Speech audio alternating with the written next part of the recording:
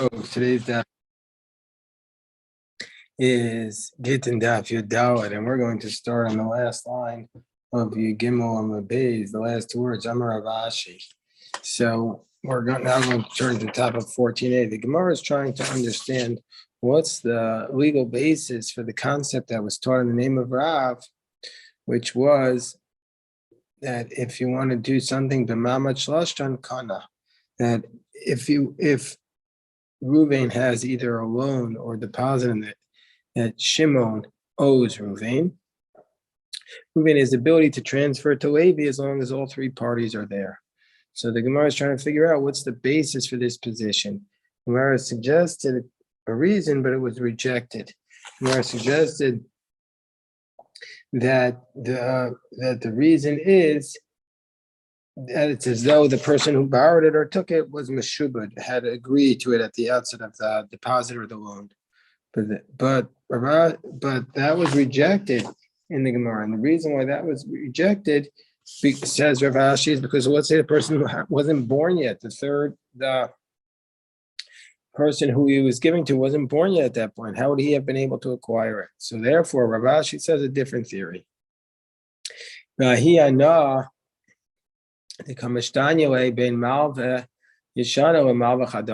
borrower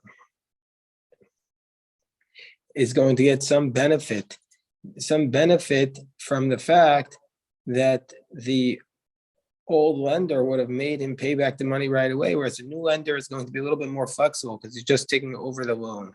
So with that benefit that he gets, Gamar Meshabe Nafshe. So the borrower has agreed to submit himself to the third party here, to the lender, as a result of that benefit. And so that's the actual kinyan that takes place. So that benefit is the entity that causes the transaction to be effective. So well, if that's the case, Almiata could go on Hani Debei Al Yashiv to Kafti Vishakli altar. These people from the house of Bar Al Yashiv, that when they bought a loan, they forced you to pay immediately. Would you say that it doesn't work in that case because the borrower wouldn't be getting any benefit? And if you want to say indeed the borrower doesn't get any benefit in that case, then you made the whole thing subjective. So therefore, Ella Amar Marzutra, so Marzutra taught, Hani Tlas Mili Shavinu Rabbanan Kehochas Abolotaima. There are these three things which the rabbi said, three laws which the rabbi said are like halacha without a reason. What are those three laws which are like halacha without a reason? Chadaha, one is this case that b'mamad shlashtan kana, that you can acquire it in front of three people. The second is, and there's no real reason for it, but the rabbi said it's the law. And the second is the Amar Yehuda Amar Shmuel Kosev Kol Nechasav Ishto Lo Asa El Apitropia. Second case is that if a husband write, I'm giving all my possessions to my wife, he really is not giving her all the possessions. He's giving the possessions to his children. What he's doing is he's really just making her his apitropia, his executor for his estate. The idach, and the third case is the Amar of Chanina Hamasi Isha with no gadol babayis kano, that if a person marries a woman to his son, who's the oldest one in the house, he's acquired the house, because what the concept is, they used to, when somebody got married, they would give the groom a house to live in. So even though he didn't formally give it over, he just cleaned out the house, painted the house. So that is in effect the kinyan, even though it wasn't formally done. So all those cases are helchasa below time. The rabbi establishes as halacha, even though there was no reason for it. It was just understood.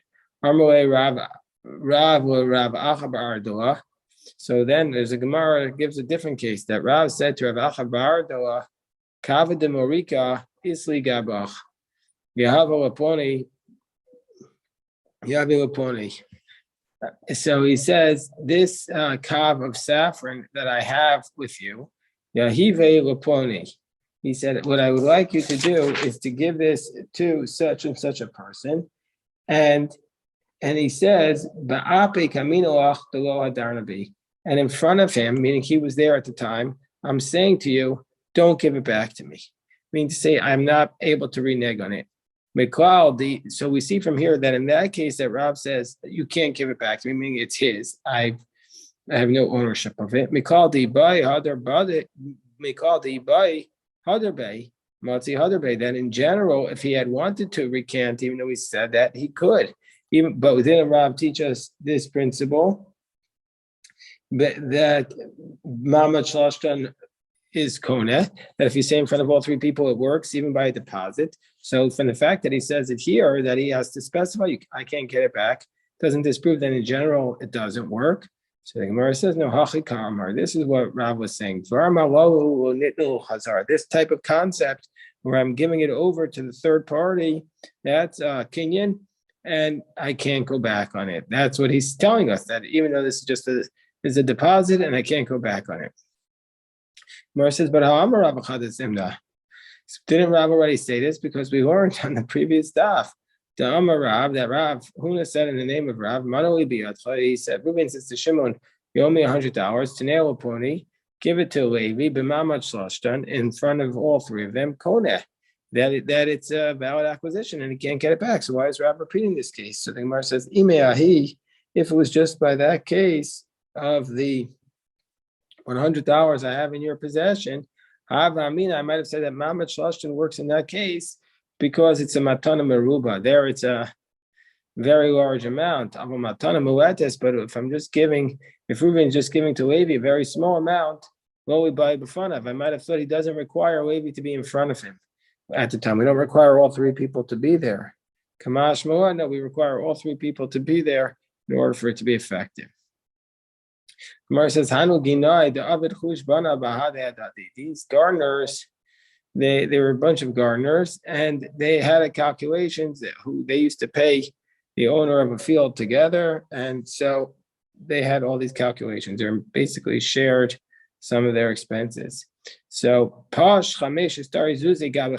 So when they sat down at the end of the day or the week to figure out their expenses, they figured out that one of the gardeners had an extra 5 zuz.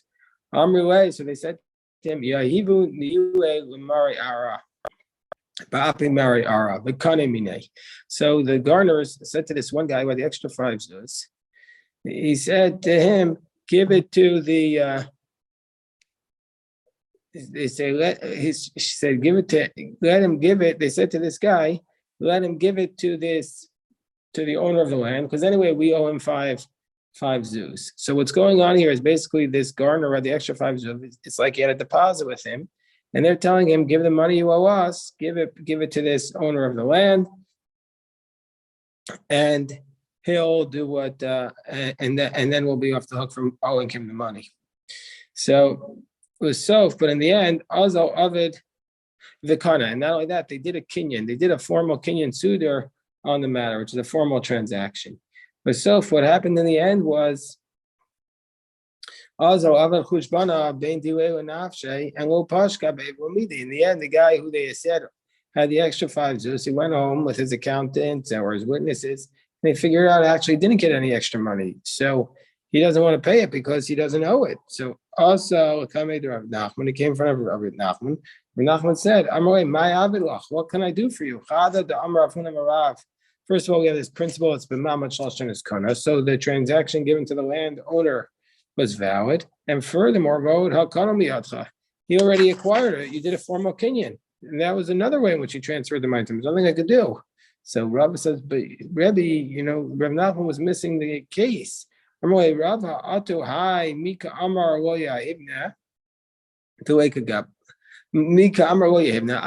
claiming I don't want to give him the money.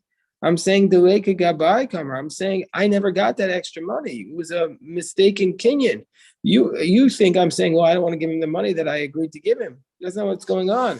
I'm saying they said I owe the money, and I actually didn't realize that I don't owe the money. And the commentary spoke out. He has evidence supporting his claim that he never got the extra 5 zuz. So he says, oh, that's the case. I'm like, kinyan b'tosu. So you made a mistake in kinyan. That's like a mekaptos almost. It's like there was fundamental facts from the outset which were off. Called kinyan b'tos choser, and since it was a mistake in kinyan, that's recanted. In Mara, we had another case. So he says, Reuven says to his agent Shimon, bring this money to Levi because I owe Levi. Let's say he says, bring him the $100 that I owe him. So if Reuven owes Levi the money, and he says to Shimon to bring it. So until that money gets to Levi and he gives it to Shimon, Reuven's chayav for the money. If the money goes on a ship and the ship is lost at sea, Reuven's responsible. But at the same time, once Reuven gives the money to Shimon to give to Levi, Reuven can no longer recant because we say Zachor Adam Shal B'fanav, and Shimon has acquired it on behalf of Levi at that point. So it's contradictory law. On the one hand, Reuven's responsible. On the other hand, Reuven has lost the ability to recant. So the Gemara says,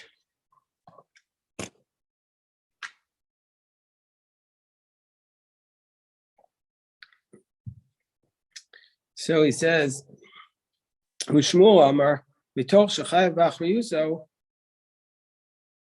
since Reuven is still responsible for the money if it gets lost, therefore, for this reason, in therefore, for this reason, if he wants to recant, he can recant. Since he's responsible, he gets the ability to recant. So Gemara says, let's say that this is the nature of the argument. That one is of the position that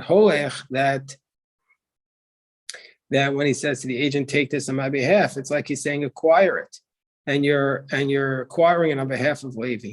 And the other one is other position that, and Shmuel must be saying that he's not acquiring it on behalf of the third party. Look at Rashi. And so therefore, since he's acquiring it on behalf of Levi, he can't recant. Nevertheless, Reuven's still responsible for it because the lender never asked Reuven to send it through Shimon. So the Gemara says, no, everybody's saying, like Rav says, that the agent is acquiring it.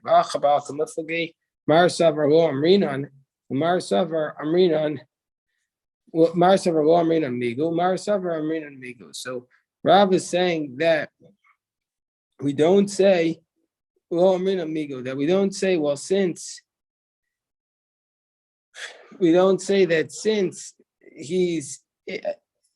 he's obligated in the money, therefore he's able to recant. And Shmuel says, we do say that since he's obligated in the money, since he still has responsibility, therefore he's able to recant. Gemara says, Tanya Kavasi de Rav. We have a brayso that supports Rav's position. Again, Rav is saying that we don't say since he's responsible, he's able to retract it.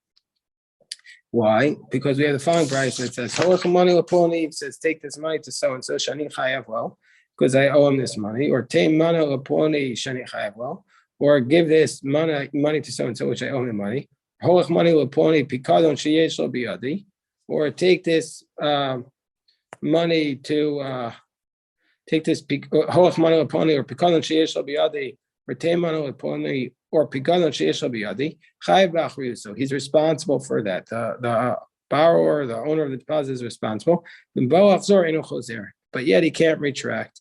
So this is like Rav. So the Gemara says Pikadon, but why does it work in the case of a deposit?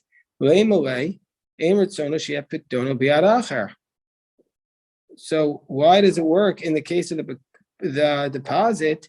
Why can't the agent claim, well, actually, I can retract because maybe the depositor doesn't want his deposit in the hands of this person who he's sending it with. No, it's where the person who's sending it has been established as a person who's not trusted by deposits. And so therefore, the one who actually owns the deposit will be very grateful to get it out of his hands.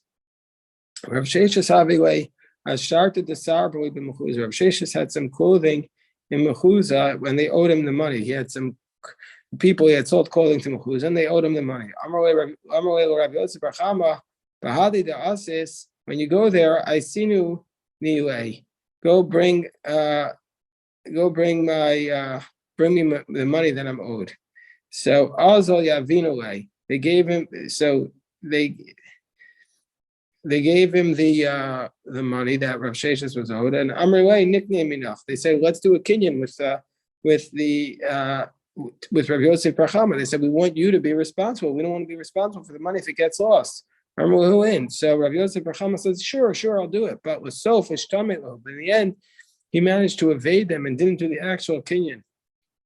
Kiyasal Gabe, when he came to Rav Sheshes, Amrei Shapir about it. Rav Sheshes says, did a good thing. Because you don't want to be the borrower to the lender, meaning to say, if you would have done the kinyan, you would have owed everybody the money. Why should you be responsible? So it's very good that you didn't take responsibility here. Or you did good because the borrower is a servant to the lender. So now we have another case. He had a silver utensil.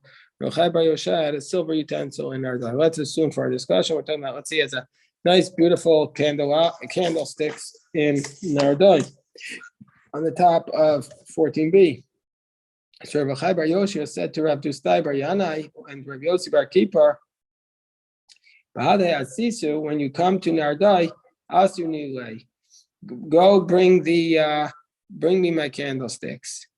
Also, v'yavi nilei. So Rav Dustai and Rav Yossi Bar Kippur, they went to Nardai and they got the candlesticks. Amrulu, but then these people in Nardai said to Rav Dustai and Rav Yosef, we want to first make a kinyan with us so that we're not responsible if it gets lost on the way. So Amrulu, well, they said, no, we don't want to do it. Amrulu, so then they said to them, Ahadre Nilan, well, then give us back the candlesticks. Rav Dustai Bar Rav Yani Amrulu in. He said, sure, I'll give it back. Rav Yossi Bar Kippur Amrulu. He said, no, I don't want to give you the candlesticks. They're not yours. I have to bring them back to Rav Achai. So what happened was, they become a tzaroi. They started attacking him and hurting him. Amrulay Chazimar Hechikavid. So they said to Rav Dustai, look what we're doing to Rav Yossi Bar Kippur. So look what we're doing to him.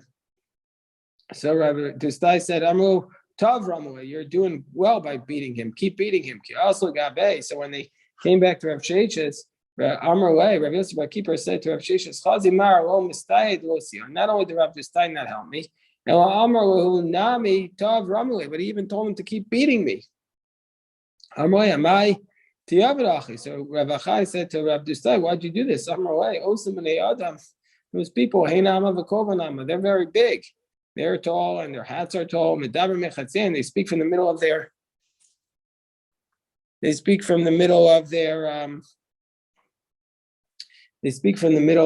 stomachs. And their names are scary. Arto, Pili, and Upili. So these are their names. They're very, very scary, very, very scary names. And so and Beresh, these are very, very scary names. So Omrin Kifoto, and if they say to tie him up, Koftin, they tie him up. Omrin Arogo, if they say to kill him, they would kill him. And Ilu Hargoes Dustai, and if they would have killed me, Mina Tarli, Yanai Abba Barkamos, he was going to give my father Yanai a son just like me. I don't want to die for this. Amalei, Bnei Adam Alolos, Rav Achai says, these people, Krovim Malchusin, are they close with the government? Amalei, hey, yes. Yeshlan Susim Upradim, do they have horses and mules, Sharatzim Achreim, that are running after them? He says, yes. Amalei, hey. So he says, Shapir about it. So he says to Rav Achai, so he says to Rav Dustai, you did the right thing. You did the right thing. So we learned, if he says, bring the money to such and such a person, Reuben says to Shimon, bring the money to Levi. But then when Shimon goes looking for Levi, he can't find him because presumably Levi has died in the meantime. So what should you do under those circumstances? The Gemara is going to bring 5 different Tanaitic opinions. First, we say, Tani Chada, one source says, Yachzru l'Shaleach, you give the money back to the one who sent it. That Shimon returns the money to Levi. V'tanya idach, the second approach is give it to Levi's heirs. So what's their argument? Maybe it is the Marasavar Holech Kasli. One says that basically the agent has acquired it for the third party who he's bringing to, so therefore he's acquired it. And so therefore give it to the heirs. The other one said no, that he hasn't acquired it. It goes back to Reuven. No, everybody says he hasn't acquired it. We'll see what it means, but it depends whether we're talking about who was the person who sent it. Was he healthy or was he on his deathbed? If he was healthy, he hasn't acquired it. It goes back to him. If he was very sick, then the person has acquired it.